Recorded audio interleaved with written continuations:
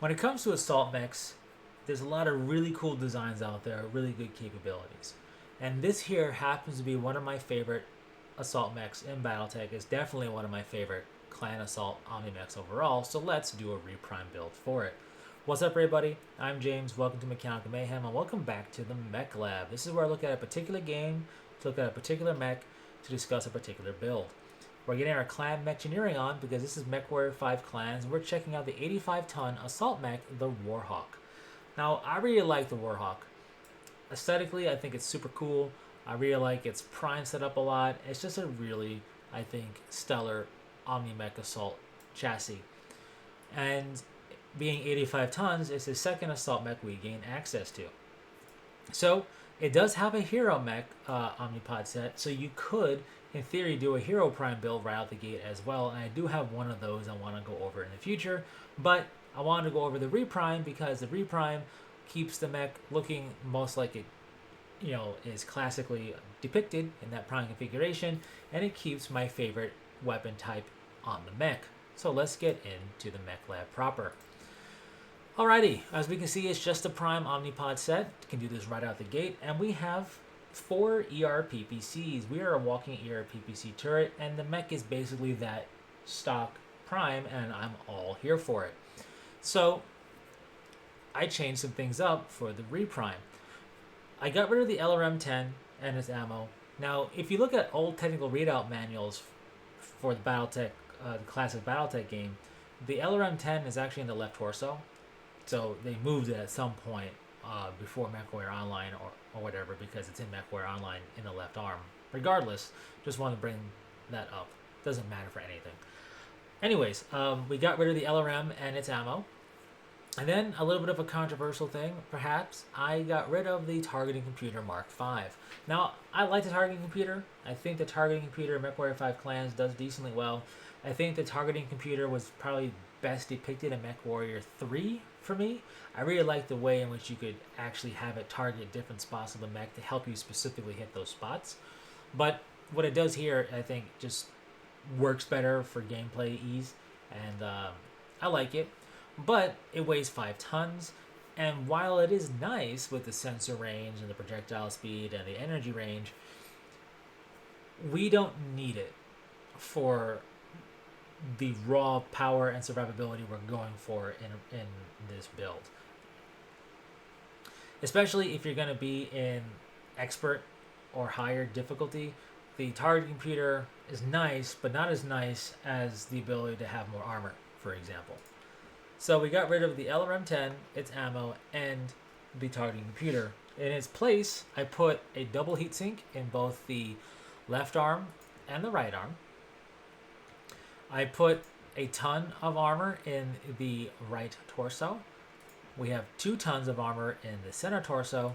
The left torso, we can't do anything with. I don't know if they'll change that in the future at some point with a new Omnipod set or whatever, but right now we can't do anything with the left torso. We can't do anything with the head either. Nor can we do anything with the legs, right? So that means the rest of the armor is going into the arms. I have 2 tons of armor on the left arm and 1.5 tons on the right arm. That's just how it worked out. So, with that said, this makes the Warhawk extra tanky, which is very nice. Weapon group wise, we have the left arm is weapon group 1, the right arm is weapon group 2, and then weapon group 3 is all the ERPPCs in a chain fire mode, which is very handy to have. So, with that said, we can see that we are at 806 armor. We go to the marketplace, we check it out, and we can see that the Warhawk is at 557 armor out the gate, stock. Again, not bad, but we really up the ante with the armor by adding all this extra armor on it. Really helping survivability, especially because we have it in the center torso, which is typically where the enemy is going to take you down from. So, very nice. Any case, with that said, a simple but effective RePrime setup. So let's go to the shooting range and see how it works. Now, yes, these targets in the shooting range are not going to have any form of damage reduction for difficulty or AI level, but there's still going to be a great basis for seeing how the mech handles its heat, how the mech doing in terms of range and just feeling in terms of firing and all that jazz. So very nice to come here, even with stock builds, if you're new to the game, to get a feel for the mechs. So the Warhawk is a very fun mech. I really like it visually, and I do feel like while we don't have the LRMs, that's okay because we have 4 ERPPCs just like we did before. So we're going to be able to really gun down some targets if we can hit them, and which is always fun. Now ERPPCs do have a little bit of splash damage on them, and they have a little bit of piercing, or a decent amount of piercing. So if you were to fire this at buildings, depending upon the density or the armor of the building, whatever, you would actually go through a decent amount of light buildings with the ERPPCs. So what I'm doing here is the typical way you'd fire. You wouldn't just alpha strike, you would go 2 and then 2, and that was a head hit, and that was a cockpit kill. So that was lucky. In any case, if you were to alpha strike it, you would definitely get the damage on the mech, but you would have a good heat burst. But right there, we went right to structure. So, you know, granted, this isn't the best showcase for damage because these are the easiest things we can damage in the game. But even in an actual setting, we will be putting some really good pressure on this Marauder at this particular time. Now we can basically get 3 alpha strikes off before we overheat, or we just about overheat. So that can be enough to really put some hurt on medium mechs for sure and take them out, or if you needed to alpha strike, you can do that and not worry about overheating, even though you just fired off a quad shot of ERPPCs, right?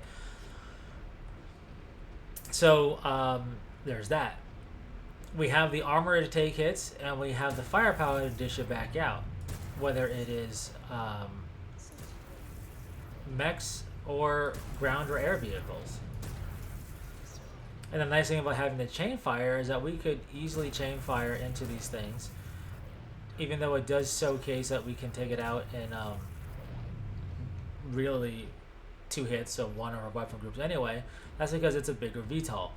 These smaller ones we can just chain fire right into without issue and deal with them. So aircraft, not a big deal. Ground vehicles aren't a big deal either.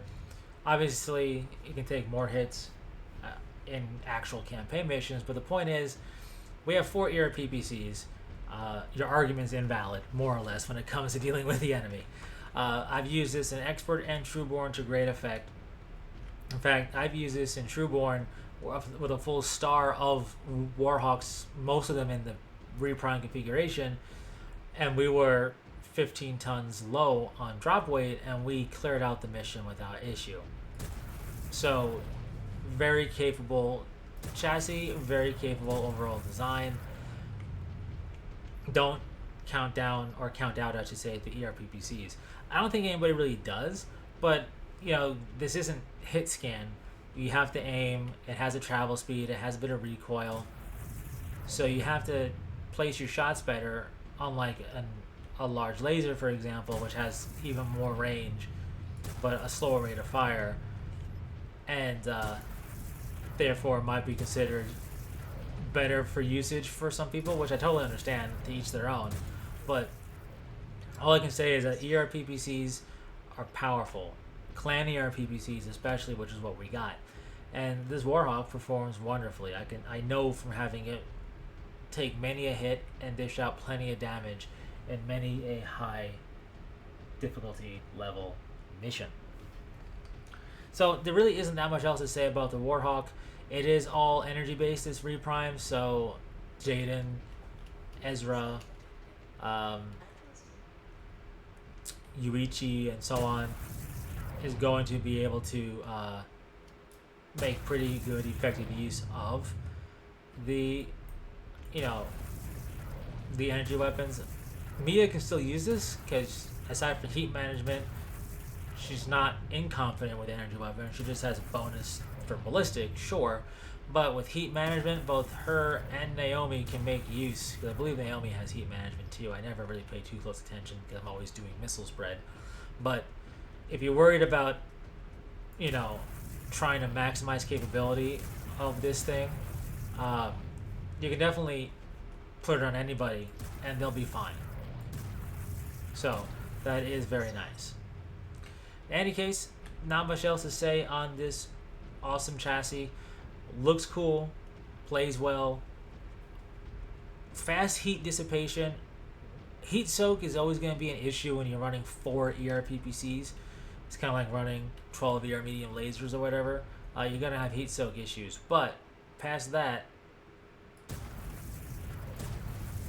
you don't have to worry too much in terms of heat dissipation because it's pretty decent.